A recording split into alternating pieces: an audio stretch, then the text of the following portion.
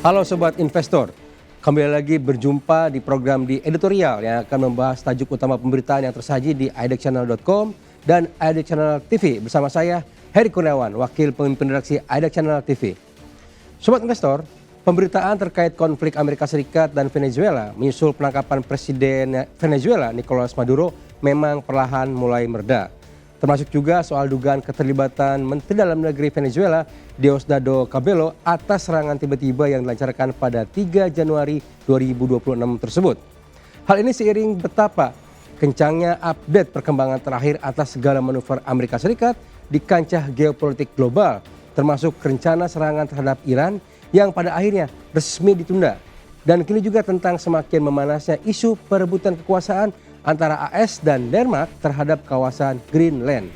Namun di tengah pembahasan isu yang mulai mereda tersebut, pada dasarnya belum terungkap jelas motif utama serangan Amerika Serikat terhadap negeri petir tersebut. Tuduhan yang langsung mengemuka tentu bahwa AS ingin menguasai cadangan minyak Venezuela yang merupakan terbesar di dunia. Namun bila kita bedah secara logika, mengapa AS tidak melakukan serangan yang sama pada Arab Saudi yang merupakan negara dengan cadangan minyak terbesar kedua setelah Venezuela? Atau juga pelakuan ofensif yang sama terhadap Kanada yang berada di peringkat 4 dan Uni Emirat Arab yang ada di peringkat 6 dalam daftar tersebut? Untuk menjawab pertanyaan ini, publik dunia sebaiknya mulai meninjau kembali catatan sejarah pada tahun 1967 silam ketika Israel berhasil merebut kawasan Semenanjung Sinai dari Mesir dan dataran tinggi Golan dari kuasa Suriah. Berupaya membalas dendam dan merebut kembali kawasan tersebut dari kuasa Israel, negara-negara Arab yang dipimpin Mesir dan Suriah melancarkan serangan mendadak pada Oktober 1973 bersamaan dengan perayaan Hari Raya Suci Umat Yahudi, Yom Kippur, sehingga pertempuran tersebut pun dikenal dengan sebutan Perang Yom Kippur. Dalam perang ini pihak Israel didukung penuh oleh AS, sebuah pilihan politik yang harus dibayar mahal oleh AS karena akibat keberpihakan tersebut negara-negara Arab yang menjadi anggota OPEC, organisasi negara-negara penghasil minyak, sepakat untuk memangkas produksinya dan menghentikan pasokan minyak untuk AS dan negara-negara barat lainnya.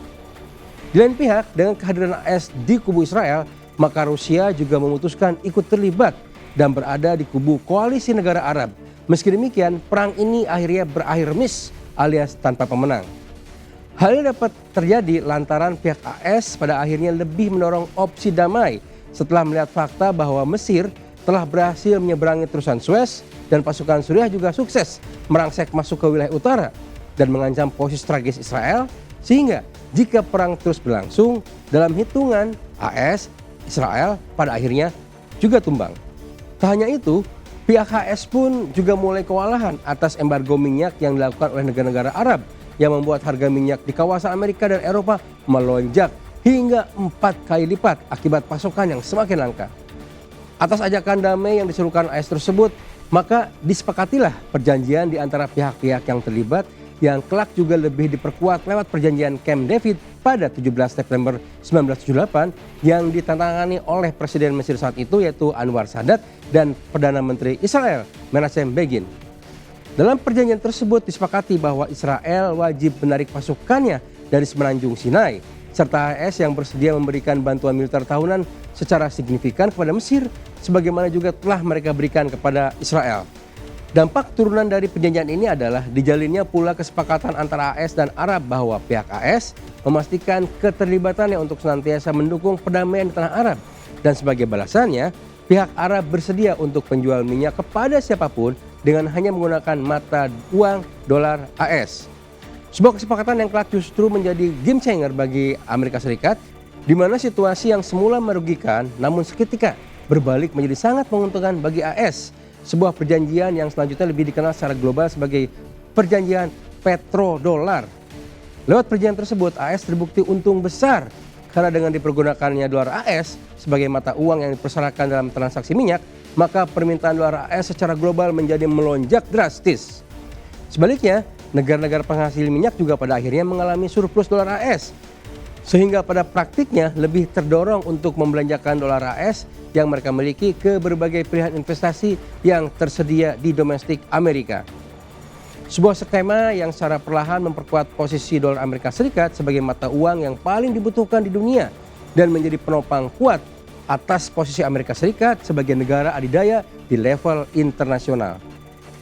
Namun seiring berjalannya waktu, perjanjian petrodolar yang resmi disepakati kisaran 1973 sampai 1974 pada akhirnya berakhir di tahun 2024 lalu. Di lain pihak, cadangan minyak AS yang sengaja ditimbun sejak 1975 sebagai tindakan preventif yang didasarkan pada rasa traumatik atas embargo minyak pada tahun 1973 dikabarkan juga mulai terkuras dalam waktu 3 tahun terakhir. Cadangan tersebut yang biasa disebut dengan istilah Strategic Petroleum Reserve atau SPR tersebut dilaporkan sudah dalam kondisi darurat sehingga makin menambah kepanikan AS yang sudah makin meninggi akibat rampungnya perjanjian petrodolar. Di lain pihak, di belahan dunia yang lainnya, Cina justru berhasil membangun mimpinya lewat konsep tandingan dari petrodolar yang mereka sebut dengan nama Electro Yuan. Sebuah konsep yang sama persis dengan petrodolar, namun tidak dibangun atas kebutuhan dunia terhadap minyak, namun elektrifikasi dan kebutuhan energi bersih yang dipasok oleh perkembangan teknologi China di bidang kendaraan listrik dan juga beragam mesin penghasil ramah lingkungan yang dijual China dengan mata uang yuan. Sebuah kebijakan yang sama persis dengan apa yang pernah dilakukan Amerika Serikat yang juga memaksa penggunaan dolar di AS dalam transaksi minyak dunia. Sebuah kebijakan yang berpeluang membawa yuan menjadi the next global currency menggantikan dolar Amerika Serikat. Sebuah proyeksi yang tidak hanya dibangun dari ruang hampa teoretik, namun telah mulai terbukti lewat dominasi mobil listrik produksi Cina di pasar dunia yang bahkan mengalahkan Tesla yang notabene buatan Amerika Serikat. Pun kondisi ini juga diperparah dengan makin banyaknya pengguna Bitcoin dan juga mata uang kripto lainnya seperti Ethereum, Dogecoin, Luna, Solana, dan lainnya sebagainya yang pada intinya bersifat borderless currency sehingga secara praktis juga memperkuat gelombang dedolarisasi. Maka apakah ini merupakan kisah akhir dari dominasi mata uang dolar Amerika Serikat dalam perekonomian dunia? Apakah yuan, rubel, atau bahkan Bitcoin dan Ethereum secara perlahan dan bertahap pada akhirnya mampu menggeser dolar Amerika Serikat sebagai mata uang global? Sebuah pertanyaan yang tentu sangat menyakitkan dan coba dilawan Amerika Serikat dengan sekuat tenaga seperti terlihat dalam arogansi yang mereka pertontonkan saat menyerang Venezuela. Dan sampai kapan negara-negara besar lain bakal tetap diam saja?